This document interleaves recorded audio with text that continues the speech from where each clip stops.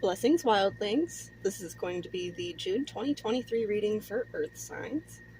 Um, Please keep in mind that these are going to be timeless readings, so these could be past, present, or future energies pertaining to any June or any month that you feel like it resonates. So please just take what resonates and leave the rest. If you enjoy the content, give me a like, a follow, give me a little comment, or check me out on Instagram where I post daily messages. This is the Yggdrasil Tarot, and we're going to be looking into your monthly energies for now. They say to draw a couple more. Okay, there we go.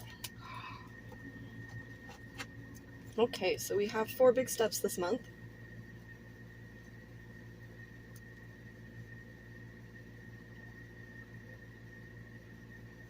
And the first of those big steps is that we're going to be tapping into a new intuitive power I'm seeing. Many people in this group probably resonate with working with Triple Goddess, and so this is a gift coming from our Triple Goddess. So whoever that resonates for you, that's who that is. This is in particular Ron, and she's, you know, but also there's oh gosh, Brigid, Danu, and Hecate is like a triplicate goddess, so that may be resonating with you as well. Or we could also work with the 3 Norns, is what I'm hearing. So a lot of divination readers that work out of Scandinavian mythos usually work with the Norn, because the Norn are masters of the weave, right? All right. So we're gaining a new intuitive or magical ability. So this has to do with some shadow work process that we have gone through in the past few months, they're saying. And we have done a great job with the shadow work. They're very proud of us on the time and effort that we've put in to make sense of our inner water. When I look at this card, I see them sort of like dancing and working with this energy that's flowing around them, and I feel like that's sort of what we did. We didn't try to fight the energy, we kind of worked with it and let it lead us to where we're meant to be at the beginning of the month, and so that's really exciting. They're saying also it could be like a new astral space that you've unlocked, or new abilities while dreaming that you didn't have before. And that's a very specific message for somebody. For most of us, it's an increase in psychic ability or intuitive ability, one or the other. After we gain this ability, it's going to put a pep in our step, so to speak. We are going to master our inner Queen of Wands or King of Wands energy, whichever one we're currently working on. This is Aimnir. Aimnir is the one who brings fire. And you can see here he's got all these ancestral paintings above him, and so I feel like this is deeply tied to an ability that we had in the past, and or that our ancestors themselves had. And this new ability, we're learning how to use it and wield it, and it's giving us a lot of power and potential as we move forward. So by the middle of the month, we're hearing that we'll be in the energy of Delling. So the risk with being in the energy of Delling is that you become a little bit egoic or vain. So while it's really good to feel yourself and to like feel like you're beautiful and you have everything in check and you're doing the right things, right? It's also important to keep our ego in balance, is what Delling's saying. So maybe we're going to be expressing our physical beauty in a different way, or we're going to be taking more selfies, that kind of thing, or we may possibly be picking up just an aura of just awesome coolness, right? So people are going to look at us and be like, wow, that's a really beautiful person, I want to get to know them, and that's the energy we're picking up on. But Delling is warning us that we have to keep our insides as beautiful as our outsides, right? So we can't allow those feelings of self-empowerment, independence, or physical beauty draw us off path from being the kind, humble, and loving person that we are, right? Because that's sort of where we drew this initial burst of energy from. So the blessing we got was because we weren't vain and we weren't in our ego, and we were working with our shadows and viewing ourselves from a perspective of how can I be better, or how can I do better, rather than how am I already perfect. So stay in that energy where you're balancing it, where you're feeling grateful and proud of who you are, but you're not allowing that gratitude or that empowerment to make you be kind of like ugly, you know? Stay beautiful inside and out. It starts on the inside and it moves outward. And by the end of the month, we will find that we've not only mastered this new ability that we've come to, but we are also like fully integrating our ego in regards to this aspect. Okay, so they're saying that there are two different groups of people that are going to be resonating with this message. And the first group of people is going to be people that are very physically beautiful, and they always have been. And they've picked up a lot of envy or criticism because of this beauty. There is an assumption that, you know, kind of like the dumb blonde, that you can't be super beautiful and be intelligent and powerful at the same time. And that's not true, we're discovering. And we're also seeing in a lot of ways how people have dismissed us for our intrinsic value for our what appears to be physical value, right? And so for the second group, it is a group that has never really felt beautiful and has never been perceived as beautiful, but is coming into this for the first time. So you've unlocked some sort of like way of being or carrying yourself that is extremely charismatic and appealing to other people. So even if you're not traditionally attractive, right, you're going to be extremely attractive to others in a way that you're not used to. You haven't received this level of attention before. And for earth signs, that can be a little bit intimidating, right? All right, so let's see what the Wildwood Tarot has to say. We're going to go ahead and draw a little bit on this this power we're getting. What can you tell me about I'm near none? That's way too many cards, Spirit.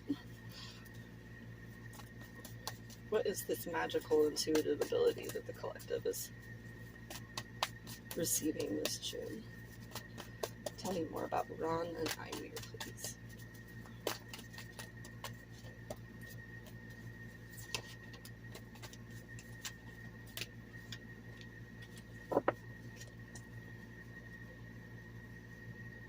Okay, so we have the Seven of Bows and the King of Bows. So what we're determining about ourselves spiritually, or this new energetic power, is that we have the ability to clear away negative energies, blockages, conflicts, or spiritual opponents without really lifting a finger. Our energy in and of itself is going to be more than enough to keep this person from messing with us. So we may be learning how to lock doorways into our astral spaces. We may be learning how to create better barriers and blockages around our home space, or we could just possibly be evolving up our energetic resonance and depth to such a point that it's no longer penetrable by really anybody. If the King of Bows can't get in, nobody can get in. So that's where we're getting at with that, is that we are going to be learning how to banish, clear, and protect ourselves from negative, baneful energies without really having to do anything about it. I feel like occasionally we'll still get intuitive calls to, you know, do a cord cutting or do a return to sender, that kind of thing. And we generally follow through with that, Spirit says. So just, you know, if you get a message that says you need to take action, but for the most part, you're not really going to have to take action anymore. I'm being shown an image of, it's a lantern, and the door on the lantern's been left open. And there's an insect that thinks it's going to be able to get into that lantern and fly around the light without getting hurt, but it flies into the open lantern, and it realizes very quickly that it was left open because the flame in it is so large that it needed the extra air to vent, and the moth is immediately incinerated. So this is sort of the energy that we are picking up. But they're saying White Witch, so if you resonate as being a White Witch, this is definitely something that would align with you. So this is like the energy of reaching such a level of personal awareness and mastery of our spiritual reality that energies just can't really get in anymore. Like, we're such a bright white light that things that come in with dark-minded ideations are either blasted apart or transmuted immediately in that energy. So yeah, that's really cool, collective.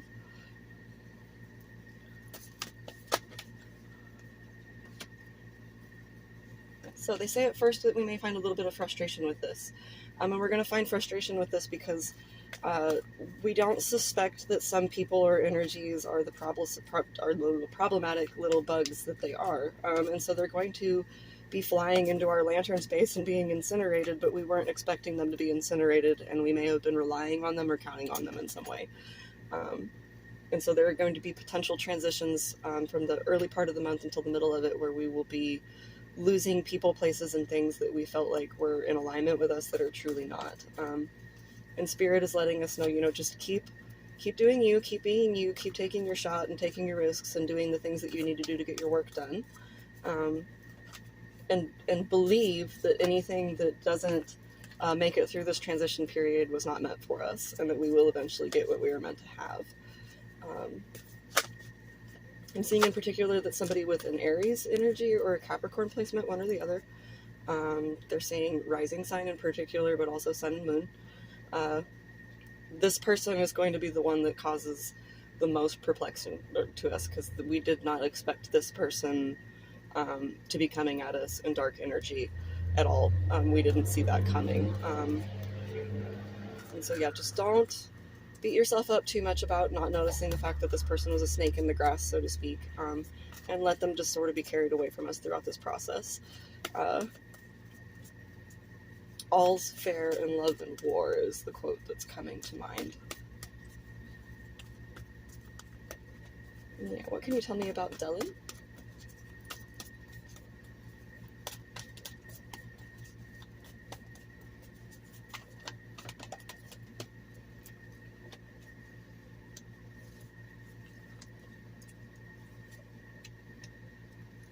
Okay, so there's a warning that comes in with Delling that says that there are going to be people around us that don't have as strong of a footing in themselves as we do, and they are going to be very envious or possibly like contemptuous of us for this glow up. So just don't take advice or harsh criticism from people that you wouldn't necessarily take seriously on a day, any day of the week. If we don't believe that this person has inner beauty, we shouldn't be listening to what they're saying. If we don't believe that this person is aligned on a higher path or doing what is best for them, we don't need to listen to what this person is saying. And we also should, try to not let this jealous energy bother us too much, because as we mentioned here, we have this new ability coming in that's going to be dealing with these people for us. And so they're saying, don't be surprised if you have people come at you in a jealous energy, and you may not even be like aware of it in the physical, but they'll come at you in a jealous energy, and then spirit just sort of blasts these people, like their life falls apart suddenly out of nowhere, and they're letting us know that those people that we witnessed throughout the month of June experiencing complications or difficulties or having like real strange like accidents happen to them, that's not a coincidence. And we should probably take steps to separate ourselves from this person, from those people or those energies. Yeah, and some of these energies are going to be things that we are very used to having around us and have for some time. And so this is going to be a major period of adjustment for us. It's going to be kind of shocking, some of the stuff that falls into place at this time. But we are asked to remain grounded and guided, and to listen to our inner voice and our guides at this time, because they're going to have our back in ways that the physical world is maybe not showing to us at this time. And he's holding an adder in his hand.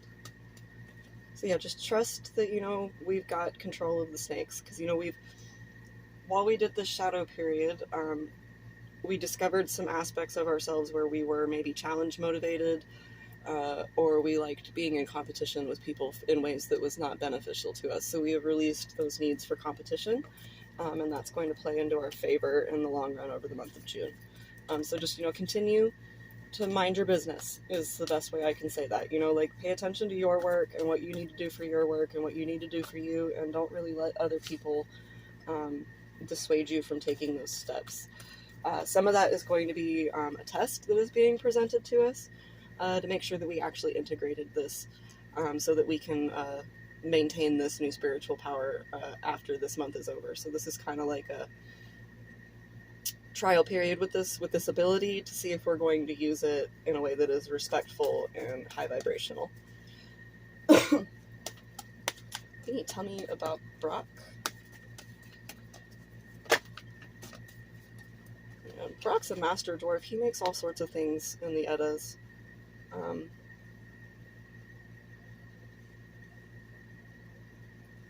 So I feel like whatever we're working on, it's going to be a really awesome project by the time we get done with it. Either the mastery of this ability is going to allow us to progress our work forward somewhere, or this mastery in and of itself of ourselves is going to be like one of the ultimate forms for ourselves, and that's clarified with the Ten of Cups here. So whatever we're working on, this new ability, it aligns us with our spiritual potential and our full emotional fulfillment. So lots of happiness coming forward from these opportunities being presented to us. even though it seems like at first at the beginning of the month that it's going to be a lot of challenges and things to overcome. But by remaining grounded and continuing to follow our guides and, staying humble, I guess being as Christ-like as possible, I guess is the best way I can describe this energy that I'm picking up on. I feel like some of you will resonate with that. But being Christ-like or being Tyr-like, where we have a high value and high honor. So remain in that energy. Try not to become spicy in a bad way. Let me tell you about the Ten of Cups. It's too many cards, Spirit. I'm not reading 9 cards for 1 card. Let me tell you about the Ten of Cups. Whoops. Bumped my table. What can you tell me about the Ten of Cups? Okay, so this is going to be a completion of a pattern of something that we've started. I think it was the fire signs that had... No, it was water signs that had this card as well. So they were being told that there was something coming to a completion that they understood and that they had all of the parts and pieces, and I feel like this is a similar energy, so you may want to check in with the water sign reading as well. But what I'm seeing with this energy in particular with this is that we are finally releasing lessons of the past that have come around for us over and over and over again. We have been aiming for this Ten of Cups for a very long time, and I feel like that may be some of the frustration too, is that we're coming up on these last challenges and we're going, oh my God, Spirit, I have been doing this for so long. I have already taken on so much work and done so much effort, and I have no reward for it. And Spirit's letting us know here that don't give up, because by the end of June, we're going to have what we're looking for, as long as we, follow all the previous tutelage and lessons we have learned while going through this process. So, don't become too frustrated with the fact that there's one more challenge or one more step or one more thing to make or do. Really embrace the idea that this is the one more step or the one last challenge or the one more thing to do. And focus on the shadow work we did, which involved reducing our ego, being more emotionally available in a way that is beneficial to ourselves and others, not allowing other people to control or dictate our actions, not being super competitive or taking on challenges that aren't ours, that sort of thing. And I feel like as long as we can accomplish, the full integration and actual expression of that integration with that shadow, we're good. We're golden. We have made it to the finish line. But make sure you follow through with the integration and the shadow work you've been doing. Okay, so we have Ansuz in reverse. And so Odin is strongly represented in this rune to me. And so Odin is saying that we need to, at this time, close one eye and open the right one. And what Odin means by that is he's referencing himself. So in the Eddas, Odin hangs himself from a tree for 9 days and 9 nights. Sometimes it's 9 months, and sometimes it's 9 years. It just depends on which representation you're pulling from, right? So for many of us, this has been a 9-year-long process or longer. Or it could possibly be like a 9-month or that sort of thing, right? But anyway, he hangs underneath the tree for 9 days and 9 nights, or however many days you want to say he hung there, and he learns the runes and the wisdom of Yggdrasil and all of the truth of the universe. And in so doing, he exchanges one of his eyes to a giant in order to access this knowledge. And what he did in the exchanging of one eye, closing one eye, is he opened fully his third eye. And that's the right eye that we were supposed to be opening. And so maybe that's possibly this ability. If you have been working on improving your spiritual abilities so that you can exist with your third eye fully open at all times, that's coming to you at this point, and I feel like that's going to be extremely helpful. But because we haven't managed to open that eye all the way yet, we are not seeing this sneaky kitty that we talked about.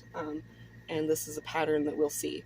So when this person reveals themselves, or this energy reveals himself, suddenly so much will make sense about why we couldn't make progress in the past and why we experienced the failures and the setbacks and the letdowns that we did. And it was because this person, this little page of stones, has been trying to keep us down, trying to hold us back, trying to keep us in a space where we couldn't make this progress because they were afraid of us making this progress for some reason. Why were they afraid of making this progress? Let's draw a card for that. Oh. So they wanted to block us from attaining some sort of karma or energy that they know is ours, or they were trying to prevent themselves from experiencing some sort of karma through this action, one or the other, whichever resonates. Yeah. So this is a karmic. This is somebody that was sent to us because they have some sort of ulterior motive, and we're going to be discovering that ulterior motive, I feel, as we move through this month. So about midway through the month, and from midway to the end of it, we're going to start seeing this sneaky links in our energy for what they are, mostly because they're going to be getting the crap knocked out of them by spirit for behaving this way. So just pay attention. And we have Tyr again. So I love that I mentioned Tyr. This is Tiwaz, Polestar. And so whatever we're working on, it's the personal alignment that we've been working on. Whatever it is that you've been searching for the last 9 weeks, 9 months, 9 years, that's finally aligning with us. And it's going to come about in a really, like, magically just way, is what Spirit's saying. It's something that we don't really see coming, but that we have rightfully earned. And we're going to see exactly how we've rightfully earned it when that time comes. And so by the end of the month, we can expect this person to have received their justice, for us to have fully integrated this new spiritual ability and know how to use it, and to have attained some sort of, like, ultimate goal or desire that we've carried for some time, especially in regards to our feelings, emotions, or loved ones. So, well, that's exciting, Earth signs. All right, well, we'll see you next for the next reading, I guess. Don't forget to give me a subscribe if you enjoyed it, but we'll see you. Bye.